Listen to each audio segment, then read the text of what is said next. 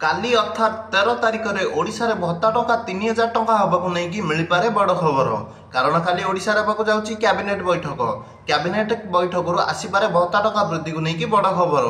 से नहीं कौन रही खबरटी कौन सतरे कैबिनेट बैठक में भत्ता टंका वृद्धि को लेकिन आलोचना हम सरकार कौन भत्ता टंका 3000 बढ़ेबे से नहीं सरकार कौन करेंगे बड़ घोषणा बड़ खबरटी जानापी भिडियोटी को शेष पर्यंत देखिले आप संपूर्ण खबरटी जानीपारे। राज्य सरकार पक्षर चलित मास 13 रे राज्य कैबिनेट बैठक अनुष्ठित हो। लोकसेवा भवन तृतीय महलार मुख्यमंत्री मोहन चरण माझी अध्यक्षतार अनुष्ठित होगा राज्य कैबिनेट बैठक में 7टी विभाग 8टी ऊर्ध्व प्रस्ताव को अनुमोदन मिलपारे बोली विशेष सूत्रु जणाई।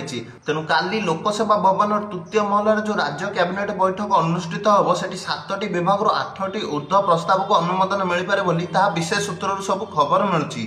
तेबे आदर भत्ता टंका वृद्धि को नहीं आशा बढ़ी जाऊँगी सरकार घोषणा करि पारंती। कारण कैबिनेट बैठक में बड़ बड़ निष्पत्ति निया जाय थाए। बड़ बड़ जो टंका प्रदान कर निष्पत्ति से कैबिनेट बैठक में सरकार आलोचना करके नहीं था। तेज ओडिशा रे भत्ता टंका वृद्धि 3000 टंका सरकार कही बढ़िया बोली किंतु बढ़ई ना।